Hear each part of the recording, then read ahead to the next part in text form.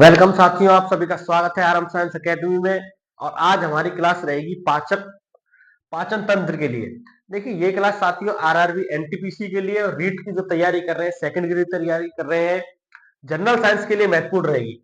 देखिए, पाचन तंत्र के 2 क्वेश्चन आते हैं और 2 क्वेश्चन को हम कैसे कवर करेंगे इसके बारे में पूरी जानकारी आज हम लेंगे। ठीक है, सबसे पहले शब्द हमको समझना है कि पाचन तंत्र क्या होता है। देखो, जब हम कोई भोजन करते हैं तो उसको यांत्रिक रूप से या रासायनिक रूप से, कुछ रसायनों को छोड़कर, है ना, बड़े पदार्थ को छोटे अणुओं में तोड़ना। जैसे बड़े बड़े अणु लिए हमने भोजन के, उसको छोटे छोटे अणुओं में तोड़ना ही क्या कहलाता है? पाचन तंत्र। ठीक है, परिभाषा होगी यांत्रिक या रासायनिक रूप से बड़े अणुओं को छोटे अणुओं में बदला जाता है, पाचन तंत्र हो गया। तो साथियों, पाचन तंत्र जो होता है ना, कहां से शुरू होता है? मुख से। और मुख से होता हुआ बड़ी आंत और मलाशय द्वारा मल निकल जाता है। ये पूरी जो प्रोसेस होती है वो पाचन तंत्र के अंदर आती है ना। धीरे धीरे समझेंगे कि क्या क्या होता है। सबसे पहले इसको 2 भागों में बांटेंगे हम लोग, है ना। एक भाग होगा आहार नाल, है ना, और दूसरा होगा पाचक ग्रंथियां। पाचक ग्रंथियां कैसे? जो रसायनों को छोड़ेंगे। जैसे हमारे जीव में, मुख में कुछ रसायन निकलेंगे, टाइलिन, एमाइलेज, है ना, लाइसोजाइम, इस प्रकार के एंजाइम। उसके बाद कुछ जठर ग्रंथियां हैं, है ना, लार की ग्रंथियां पाई जाती है, जठर ग्रंथियां हैं। और उसके बाद आएगा हमारे अग्नाशय से निकलने वाले कुछ रस, यकृत की ग्रंथियां, है ना। ये तो रहेगा पाचक ग्रंथि के बारे में। जैसे लिख देता हूं यहाँ पे, लार की ग्रंथियां, है ना, सभी लोग कॉपी में उतार चलेंगे। लार की ग्रंथियां, जठर ग्रंथियां, यकृत की ग्रंथियां और अग्नाशय की, है ना। अभी समझाता चलूंगा आपको कैसे प्रोसेस है। अब आहार नाल क्या है? देखो, आहार नाल में क्या होता है? सबसे पहले भोजन मुख गुहा से, मुख गुहा मतलब मुंह में लिया भोजन, जिसको इंग्लिश में बोलते हैं बक्कल कैविटी, है ना, मुख गुहा। मुख गुहा के बाद भोजन जाएगा हमारी ग्रसनी में। ग्रसनी एक प्रकार का ढक्कन होता है जो सांस लेने का और भोजन को अंदर जाने के लिए बीच में उपलब्ध रहता है। ठीक है, ग्रसनी। उसके बाद आएगी ग्रसिका, जिसको बोलते हैं ऑइसोफेगस। ये क्या है? एक प्रकार की नली है।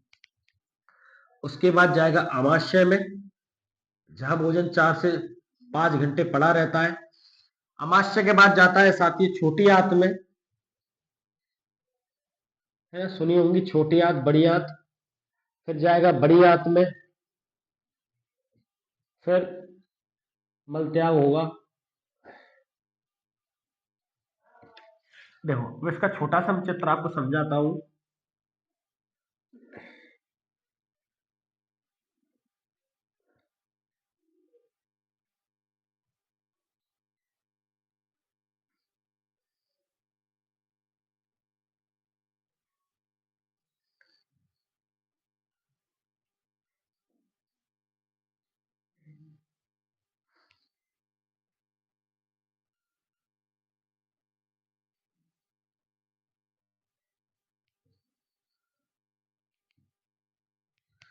देखो,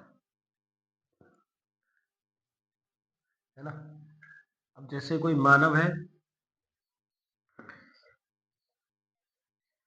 देखो, सबसे पहले भोजन मुख से अंदर जाएगा। ठीक है, इसको बोलेंगे मुख गुहा। मुख गुहा में जब भोजन जाएगा तो यहाँ पे पाई जाती है जीभ और पाए जाते हैं दांत, है ना। इसके बारे में हम थोड़ा बाद में अध्ययन करेंगे, दांत और जीभ के बारे में विस्तार से, कि दांत और जीभ क्या करते हैं, है ना। मुख गुहा के बाद एक ये जो ढक्कन था, ढक्कन को क्या बोलते हैं? ग्रसनी, जिसको इंग्लिश में बोलते हैं फेरिंग्स। देखो, ये चित्र ज्यादा अच्छा नहीं बना। ये तो हो गया नाक वाले 2 छिद्र, जिसको नासा गुहा बोलते हैं, जो सांस लेते हैं हम लोग, है ना। एक ये नली अलग अलग होती है ना, 2 अलग अलग नली होती है जब ये ढक्कन होता है। जब हम लोग खाना खाते हैं, है ना, तो सांस वाले ढक्कन पे ये जो ग्रसनी होती है वो ढक देती है उल्टा।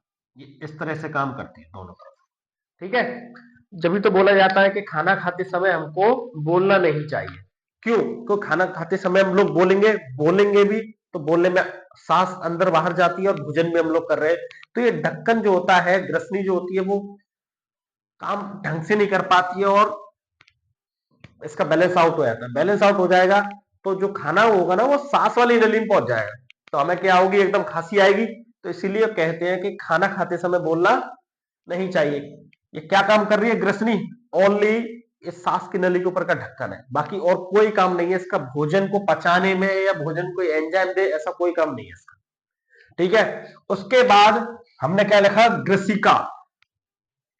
ग्रसिका जो होती है साथियों, ये एक नली होती है जिससे ये भोजन सीधे आमाशय में पहुंच जाता है ना। ये जो मटका बनाया है वो है मोटा पेट आमाशय। ठीक है, इसको बोलते हैं साथियों स्टमक, है ना। अब स्टमक में भोजन जो होता है 4 से 5 घंटे तक पड़ा रहता है और आमाशय के भी 3 भाग होते हैं, है ना। एक एक करके बताए जाएंगे, जब एक एक चीज को लिखाते हम चलेंगे। सबसे पहले तो हम देख रहे हैं कि पाचन तंत्र पूरा काम कैसे कर रहा है। आमाशय में पहुंच गया, यहाँ पे होता है एक लीवर, ठीक है, जिसको बोलते हैं यकृत। आमाशय में पहुंच जाता है ना। उसके बाद भोजन पाइलोरिक वाल्व से होता हुआ अंदर जाएगा और सीधा पहुंचेगा छोटी आंत में, है ना। छोटी आंत में भोजन का पाचन बहुत अच्छी तरह से होता है, जहां पर यहाँ पाए जाने वाला अग्नाशय से स्रावित होंगे 6 प्रकार के रसायन। ठीक है, 6 प्रकार के रसायन अग्नाशय से स्रावित होंगे और वो कहां पहुंचेंगे, छोटी आंत में। जो भोजन का पाचन करेंगे 6 से, मतलब हाँ, उसको 2 से 3 घंटे तक भोजन इसमें रहेगा और भोजन का पाचन होगा। फिर छोटी आंत से भोजन बड़ी आंत में पहुंचेगा। बड़ी आंत के 3 भाग हैं। बड़ी आंत मुख्यतः भोजन के लिए सहायक नहीं है, पाचन के लिए वो जल और कुछ खनिज पदार्थों का, है ना, कुछ विटामिन लेने होंगे या कुछ ड्रग्स वगैरह होते हैं, दवाइयां जो होती है उनका जो अवशोषण करेगा वो करेगी बड़ी आंत। बड़ी आंत के भी 3 भाग होते हैं साथियों, और बड़ी आंत से भोजन का पाचन होते ही पूरे विटामिन जल खनिजों का अवशोषण हो जाएगा और बचेगा आपका क्या, अवशिष्ट पदार्थ, और वो मलाशय के द्वारा बाहर निकल जाएगा। साथियों ये था पूरा पाचन तंत्र, है ना। इसका क्रम यही रहेगा, मुख, ग्रसनी, ग्रसिका, आमाशय, छोटी आंत, बड़ी आंत और मल त्याग, है ना। इतना नोट कीजिए। अब इसके बाद हम देखेंगे सबसे पहले एक एक करके मुख में पाई जाएगी दांत, है ना, कुछ पॉइंट दांत के बारे में, फिर जीव है और फिर आगे धीरे धीरे बढ़ते रहेंगे।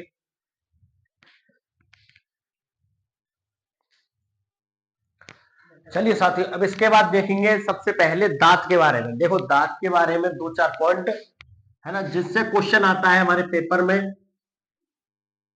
बताने के लिए बहुत कुछ है, जो वही बातें बताई जाएंगी जो इंपॉर्टेंट रहेगी। देखो दांत के लिए सबसे पहली बात है कि दांत के अध्ययन को क्या कहते हैं, है ना। दांत के अध्ययन को बोलते हैं ओडोंटोलॉजी। ओडोंटोलॉजी, ठीक है, दांतों के अध्ययन को क्या बोलते हैं, ओडोंटोलॉजी। और दांत में साथ ही कौन सी प्रोटीन पाई जाती है, ओसिन प्रोटीन। हमारे दांतों में कौन सी प्रोटीन पाई जाती है, ओसिन। और दांतों का सबसे कठोर भाग कौन सा होता है, एनेमल, है ना। हमारे संसार का भी सबसे कठोरतम भाग क्या है, एनेमल। और एनेमल कहां पाया जाता है, दांतों में। 3 पॉइंट याद हुए। दांतों का अध्ययन क्या कहलाता है, ओडेंटोलॉजी। और दांतों की प्रोटीन का नाम है ओसिन प्रोटीन। और दांतों का सबसे कठोरतम भाग एनेमल। ये बात तो याद रखने वाली। अब इसके बाद होता है कि बच्चों के दांत जो होते हैं, दूध के दांत कितने आते हैं, है ना, बार बार कितने दांत आते हैं, वो कितने हैं। और दांतों का सूत्र क्या है, सबसे पहले याद होना चाहिए कि कुल दांत कितने होते हैं, 32। इतनी बात दिमाग में सेट होनी चाहिए। और इसका सूत्र होता है 21-23/21-23 गुणा में 2। अब समझिए इसका मतलब क्या है। देखिए ये ऊपरी जबड़े का सूत्र है, ये निचले जबड़े का सूत्र है। गुणा 2 इसलिए किया है क्योंकि ये आधे भाग के भाग बता रहे हैं हम लोग। ये आधा भाग कर लिया हम लोगों ने, है ना। एक तरफ की बात है, जैसे सीधे हाथ से बात करें तो ऊपर वाले में 21-23 का मतलब है ये वाले दांत जो होंगे वो होंगे कृतनक दांत, जिसको इंग्लिश में बोलेंगे इंसाइजर। दूसरे नंबर पर आते हैं रत्नक, कैनाइन। फिर आते हैं चवर्णक, अग्र चवर्णक जिसको बोलते हैं प्रीमोलर। और फिर आते हैं चवर्णक, मोलर दांत। ठीक है, कृतनक का तो शब्द समझ में आ रहा है। इंसाइजर दांत क्या होते हैं? जो काटने वाले होते हैं। आगे के जो दांत होते हैं वो कौन से होते हैं? काटने वाले इंसाइजर दांत होते हैं। तो कितने होते हैं साथियों? दो ऊपर वाले जबड़े में, दो नीचे वाले में, दो दूनी चार, और चार इधर है तो चार ही इधर होंगे। तो इंसाइजर दांत कितने हो गए साथियों? 8। देखिए इसमें से अब पहले पूछता था कि कुल दांत कितने हैं? 32। अब पूछता है एक एक अंदर से कि कृतनक दांत कितने हैं हमारे शरीर में, कि रत्नक दांत कितने हैं। तो भूल जाते हैं, इसलिए सूत्र है 21 23 गुणा 21 23। रत्नक मतलब रौंदने वाले दांत, है ना। एक और एक दो गुणा में दो, तो चार दांत हो गए रत्नक, रौंदने वाले। अग्र चमड़क और चमड़क होते हैं चबाने वाले, दोनों का काम चबाने का ही है। ये दाढ़ के रूप में काम करता है, ठीक है। तो दो और दो चार, चार दूनी 8 प्रीमोलर हो गए, और 6 दूनी 12 मोलर हो गए, ठीक है। 32 दांत हो गए। अब सुनिए कि बच्चों के जो दांत होते हैं उसका सूत्र होता है 2102 बट्टा 2102 गुणा में 2। तीनों दो 5, 5 बाद 10 दूनी 20। 20 दांत जो होते हैं इनको बोलते हैं द्विबार दंती। ये दो बार आते हैं। दूध वाले दांत जो होते हैं वो ये होते हैं, है ना। 20 दांत होते हैं दूध वाले जो टूट के दोबारा आते हैं, इसलिए इसको बोलते हैं द्विबार दंती, ठीक है। द्विबार दंती का मतलब है दो बार आने वाले दांत। तो दो बार कौन से आते हैं? एक बार दूध के होंगे वो टूट जाएंगे, उसके बाद दोबारा आएंगे। तो साथियों इसका फॉर्मूला है 2102 बट्टा 2102 गुणा में 2। तो कौन से दांत नहीं है हमारे जो बचपन में? ये प्रीमोलर दांत नहीं है। अग्र चमड़क वाले दांत मिसिंग होते हैं बच्चों में, है ना। एक क्वेश्चन है, बहुत अच्छा क्वेश्चन है कि वयस्क में और छोटे बच्चों में कौन से वाले दांत मिसिंग होते हैं? अग्र चमड़क वाले, ठीक है। दांत से पहले आते हैं, इसलिए तो इनका 28 का जबड़ा होता है, ठीक है। और एक बार दंती जो एक ही बार आते हैं वो 12 दांत होते हैं, ठीक है। ये हो गया दांतों के बारे में। अब दूसरा जीभ के बारे में और थोड़ा सा देखिए।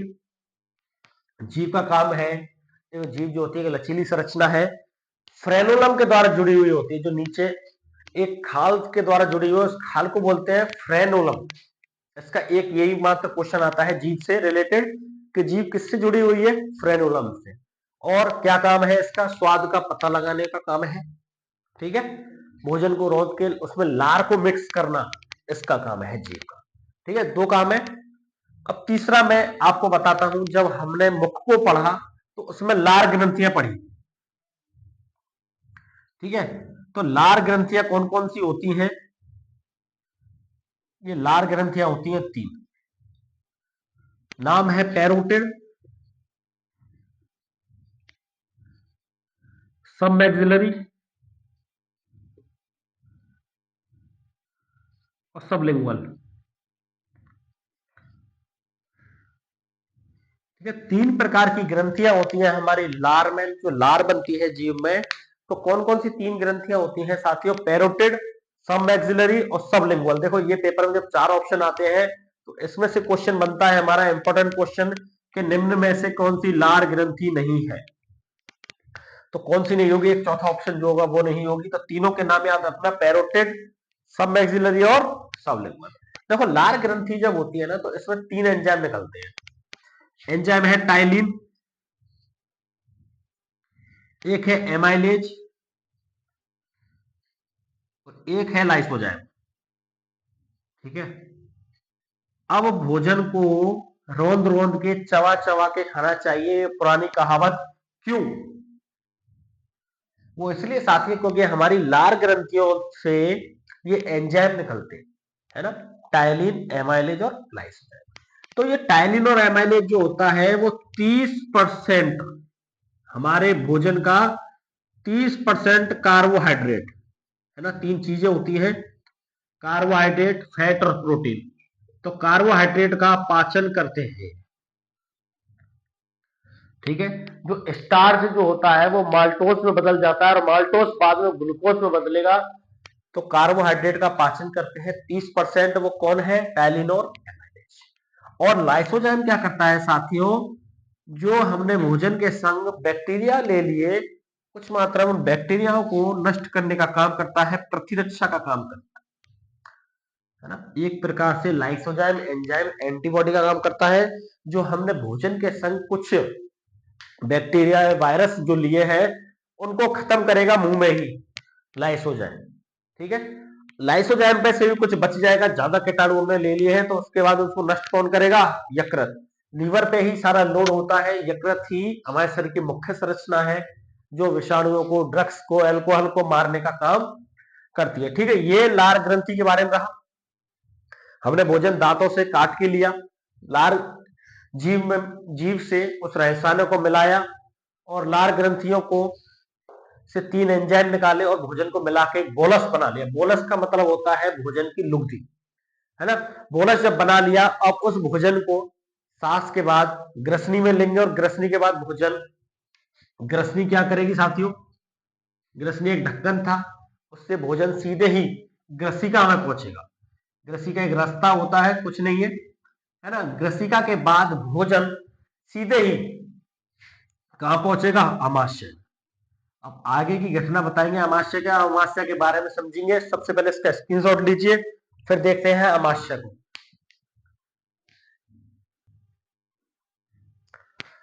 चलिए साथियों, इतना कंप्लीट हुआ, हमारा भोजन कहां पे पहुंच गया? आमाशय में, है ना। आमाशय को क्या बोलते हैं हम लोग? स्टमक। देखिए इस प्रकार का आमाशय, है ना। अब आमाशय क्या करता है?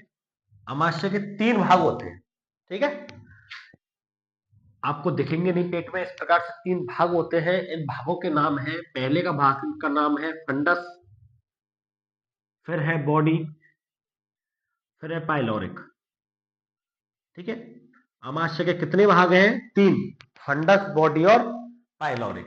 देखो ये भोजन कहां से आया है? ग्रसिका से, है ना। यहाँ पे एक बाल्ब होगा जो उल्टी आने से रोकेगा। ऐसा नहीं है जैसे हम जब कर्तव्य करते हैं, है ना, उल्टे जब होते हैं, है ना, मुख नीचे होता है, टांगे ऊपर होती है, तो ऐसा तो नहीं है कि भोजन निकल के मुंह से बाहर आ जाए, नहीं। क्यों? क्योंकि यहाँ पे क्या होता है? एक बॉल्ब लगा होता है। बॉल का मतलब साथी क्या है? कपाट, है ना। जैसे हृदय में पढ़ाए थे कपाट, उसी प्रकार से यहाँ पे कपाट होता है ना। इसके बाद भोजन हमारा कहां पर आया? फंडस भाग में। ऐसे पूरे में भोजन 4 से 5 घंटे, कितने? 4 से 5 घंटे, 4 से 5 घंटे भोजन रहता है। इस भोजन को क्या बोलते हैं? कायम। ठीक है, अमाशय में जो भोजन होता है उस भोजन को बोलते हैं कायम। ठीक है, जब भोजन, और क्या है इसके बारे में विशेषता, यहां पे पाए जाता है जठर ग्रंथियां। अमाशय में कौन सी ग्रंथियां होती हैं? जठर ग्रंथियां। देखो जहां भी ग्रंथि होगी ना, वहां पे कोई ना कोई रसायन निकलेगा, है ना। तभी तो हमारा खाना जो पचेगा। पचेगा कैसे? देखो ये जो है ना जठर ग्रंथियां, ये कौन सा अम्ल स्रावित करती हैं? HCl। ये क्या चीज है सर? ये क्या होता है? जठर ग्रंथियों में HCl अम्ल पाया जाता है ना। ऑक्जेंटिक सेल है जिनसे निकलता है, जठर ग्रंथियों के भी अंदर होती हैं प्रोरेनिन, है ना, प्रोपेप्सिनोजन, है ना। जठर ग्रंथियों में पैराइटिक सेल होती है, ऑक्जेंटिक सेल होती है ना। जो प्रोपेप्सिन को, देखो मैं बताता हूं कैसे, इसमें कौन सा अम्ल निकलता है? HCl। HCl की पीएच कितनी होती है? 0.9 से लेके 2.8 तक, जो हमारे भोजन को अम्लीय रूप प्रदान करता है। ठीक है, भोजन कैसा हो जाता है? अम्लीय। अब समझना पूरी बात, कि जठर ग्रंथियों से कुछ रसायन निकलेंगे जो क्या करेंगे साथियों? प्रोपेप्सिनोजन को, एक होता है पेप्सिनोजन, जो भोजन को, है ना, जो प्रोटीन होगी ना उसको अवशोषित करेगा और किस में बदलेगा? पेप्सिन, है ना। ये किसका पाचन करते हैं? प्रोटीन का। अब हमारे भोजन में सब कुछ मिक्स ले लिया हमने, खाना ले लिया, दाल ले ली, सब्जी ले ली, है ना, मिठाइयां ले ली। अब इन सब चीजों से किसी से प्रोटीन मिल रही है, किसी से कार्बोहाइड्रेट मिल रहा है, किसी से वसा मिल रही है ना। सब चीजों से कुछ अलग अलग पदार्थ में उनको मिल रहे हैं। अब ये पेट कैसे निकालेगा इन भागों को अलग अलग, है ना। प्रोटीन होगी वो हमारी मांसपेशियों में आके जुड़ेगी, है ना। प्रोटीन इकट्ठा होगी, विटामिन विटामिन में इकट्ठा होंगे, है ना। अमीनो अम्ल भी प्राप्त होते हैं जो यकृत लेगा। अब ये कैसे प्राप्त होंगे सब कुछ? तो अमाशय में क्या होगा? जठर ग्रंथियों से कुछ रसायन स्रावित, है ना, एक HCl अम्ल स्रावित होगा, और जो कि पेप्सिनोजन एंजाइम को पेप्सिन बदलेगा। ये किसका करेगा? प्रोटीन का। जो भी प्रोटीन होगी सबको कौन ले लेगा? पेप्सिन, पेप्सिन के रूप में बन जाएगी। एक होता है प्रोरेनिन, ये प्रोरेनिन एंजाइम क्या करेगा? रेनिन में बदलेगा, जो कि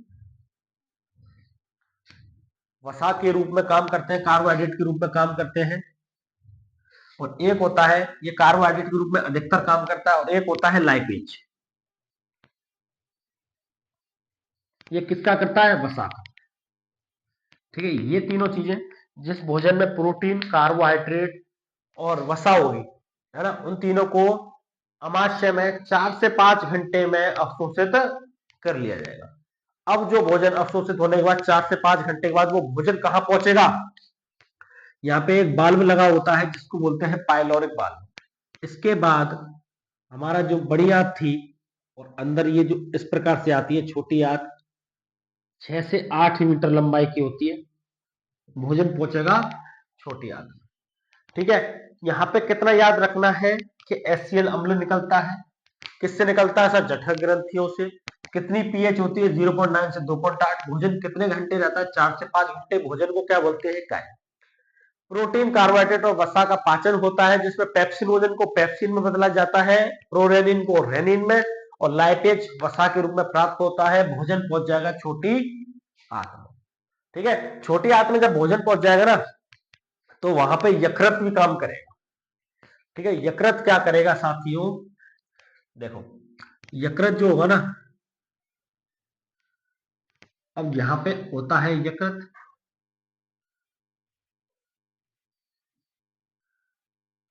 टी टाइप होता है यकृत, जिसको क्या बोलते हैं? लिवर। लिवर यहां से पित्त रस बनाएगा। ठीक है, पित्त रस बनाता है, जिसको बोलते हैं बाइल जूस। बाइल जूस को बनाता कौन है? लिवर। और लिवर में ही यहां होती है एक पित्त की थैली, है ना, जिसको बोलते हैं पित्ताशय, इंग्लिश में बोलते हैं गॉल ब्लैडर। ठीक है, ये क्या करता है गॉल ब्लैडर? ये वसा का पाचन करता है। जो वसा यहाँ पे अवशोषित नहीं होगी, उसको लीवर के पास एक संरचना स्थित होती है, जिसको क्या बोलते हैं? पित्ताशय, वो करता है। यकृत से निकलते हैं कई प्रकार के बाइल जूस, जिसके नाम है दो। एक है बिलीरुबिन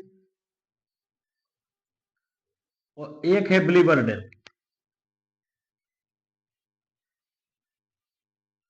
ठीक है, बिलीरुबिन और बिलीवर्डेन होते हैं, जो कहां से निकलते हैं?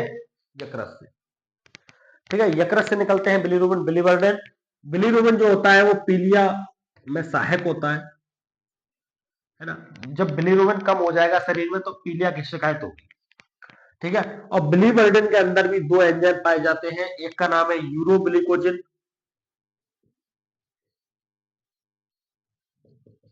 और एक का है स्टाइकोजिन। स्टाइकोग्लिकोजिन। ठीक है, मूत्र का पीला रंग जो होता है वो होता है साथियों यूरोबिलिकोजिन के कारण। ठीक है, जिसकी अम्लीय पीएच होती है। पीला रंग किसके कारण है? यूरोबिलिकोजिन। और मलाशय में अंदर जो गंध आती है वो H2S, हाइड्रोजन सल्फाइड गैस, और स्टाइकोग्लिकोजिन के कारण। जो गंध आती है वो है बिलीवर्डिन के कारण। ठीक है, यकृत इनका कार्य करता है।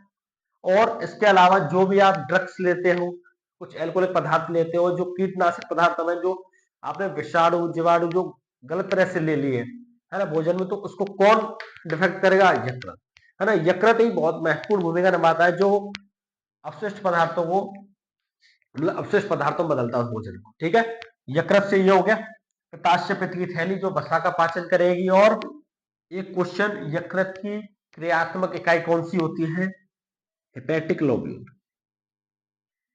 जो आती है, हेपेटिक लोब्यूल, जिसको बोलते हैं यकृत पालिया।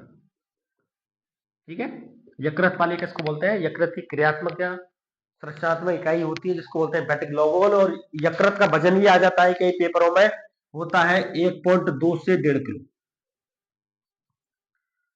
है ना। यकृत का बहुत काम है, आरबीसी का भी निर्माण करने में भी सहायक होता है ना, बोन मैरो बनाता है यही यकृत। ठीक है, यकृत का बहुत इंपॉर्टेंट वर्क है, अगर कुछ ना हो यकृत का कार्य करना बहुत जरूरी है। अब साथियों समझिए, भोजन जब छोटी आंत में पहुंचा तो छोटी आंत में पहुंचने के बाद एक अग्नाशय, और समझिए यहां पर अग्नाशय होता है, ठीक है। अग्नाशय से निकलते हैं 6 प्रकार के रसायन, वो ही छोटी आंत में भोजन को पचाते हैं, ठीक है। क्या है देखो, ये छोटी आंत को भी समझाते चलेंगे थोड़ा थोड़ा, और यहाँ अग्नाशय भी समझाना पड़ेगा, तभी भोजन का पाचन हमें समझ में आएगा, क्योंकि अग्नाशय के बगल में ही है। अग्नाशय 6 प्रकार के रसायन निकालेगा, कौन कौन से? एक है एमाइलेज, लाइपेज, प्रोकार्बोक्सीपेप्टाइडेज,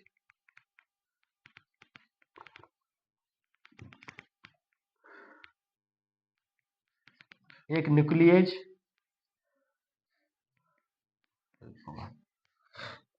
एमाइलेज, लाइपेज, एक रेनिन है, ठीक है।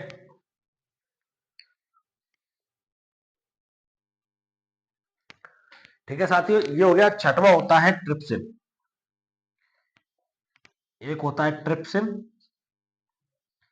एक होता है काइमोट्रिप्सिन, ठीक है। अग्नाशय के निकलने वाले 6 रसायनों के नाम हमें याद होने चाहिए, कोई भी पूछ लेता है इनमें से कौन सा सही नहीं है, ठीक है। तो अग्नाशय से निकलते हैं 6 प्रकार के रसायन, कौन कौन से हैं? एमाइलेज, लाइपेज, प्रोकार्बोक्सीपेप्टाइडेज, न्यूक्लिएज, ट्रिप्सिन और काइमोट्रिप्सिन। देखो, एमाइलेज हमने पढ़ा था लाल ग्रंथियों में, जो क्या कर रहा था? कार्बोहाइड्रेट का पाचन, ठीक है सर। कार्बोहाइड्रेट का पाचन किसने किया? एमाइलेज। लाइपेज करता है वसा का। प्रोकार्बोक्सीपेप्टाइडेज जो होते हैं वो अमीनो अम्लों का करते हैं, है ना। बाद में जब आएंगे इनकी संरचना अलग अलग पढ़ाई जाएगी, अमीनो अम्ल, कार्बोक्सीपेप्टाइडेज, कार्बोहाइड्रेट क्या है, वसा क्या है, प्रोटीन क्या है, ठीक है। न्यूक्लियस करता है न्यूक्लिक अम्ल का, जो हमारे अंदर डीएनए आरएनए है ना, हमारे अंदर डीएनए है जिसमें भी प्यूरिन और पिरिमिडीन क्षार है, उनका अवशोषण करता है, ठीक है। बाद में समझ में आएगी ये बात है। पहले पाचन तंत्र है, तो पाचन तंत्र से रिलेटेड खत्म कर रहे हैं अपन। ट्रिप्सिन और काइमोट्रिप्सिन जो होता है,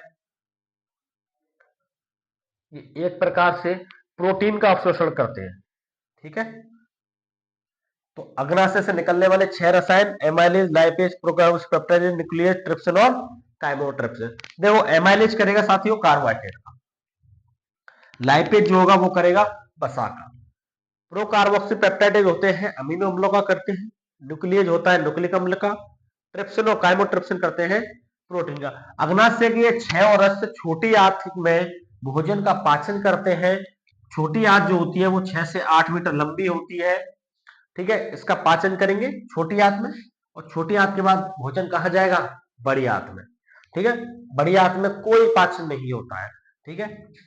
या बड़ी आंत भी लिख देता हूं, बड़ी आंत में कोई पाचन नहीं होता है, वहां सबसे ज्यादा जल का पाचन होता है, ठीक है। जल और खनिज लवणों का, जल प्लस खनिज और लवणों का। भोजन का कोई पाचन नहीं होता है, ना ही ये रसायन उसमें काम करते हैं। बड़ी आंत में कोई रिलेशन नहीं है इनका, काम करते हैं अमाशय और छोटी आंत में। अग्नाशय की संरचना हमने देखी, अग्नाशय होता है बड़ी आंत से जस्ट ऊपर और पेट के नीचे, इसको बोलते हैं पैनक्रियास। पैनक्रियास के 6 के 6 रसायन, ठीक है। जो इंपॉर्टेंट है वो चीज देख रहे हैं हम लोग। उसके बाद छोटी आंत के 3 भाग होते हैं, कभी कभी पेपर में पूछ लेता है, तो इसको याद करते हैं ट्रिक से। डी, जे और आई। नाम है ड्यूडेनम, ड्यूडेनम, जे का मतलब जेजोनम, आई का मतलब होता है इलियम, ठीक है।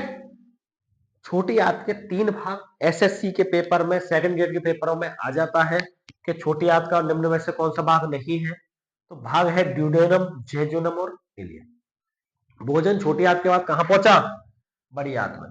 तो बड़ी आंत के साथ ये 3 भाग होते हैं, इसको याद रखेंगे ट्रिक से। सिकोरी, क्या ट्रिक है? सी को री, सी का मतलब सीकम, का मतलब कॉलन, और रा का मतलब होता है रेक्टम। रेक्टम मतलब होता है मलाशय, जहां से मल का त्याग होता है। ठीक है, भोजन इस प्रकार से हमारा मुख से लेके और मलाशय तक मल त्याग कर दिया। छोटी आंत के 3 भाग DGI याद रखेंगे, डेडोनम, जेजुनम, इलियम, और बड़ी आंत के 3 भाग सीकम, कोलोन और रेक्टम। साथियों, इसी के साथ हमने पूरे पाचन तंत्र को समझा कि पाचन तंत्र में मुख्यतः क्या क्या चीजें हैं। और एक क्वेश्चन और रह गया कि लिवर के अध्ययन को क्या बोलते हैं, है ना। ये अध्ययन वाले बीच बीच में हम बताते चल रहे, क्योंकि अध्ययन वालों में कोई ना कोई एक पूछा जाता है। तो लिवर के अध्ययन को बोलते हैं हेपेटोलॉजी। ठीक है साथियों, ये पाचन तंत्र पूरा हुआ। मिलते हैं अगली वीडियो में। वीडियो अच्छी लगी तो वीडियो को लाइक शेयर और सब्सक्राइब करना न भूलें। बहुत बहुत धन्यवाद।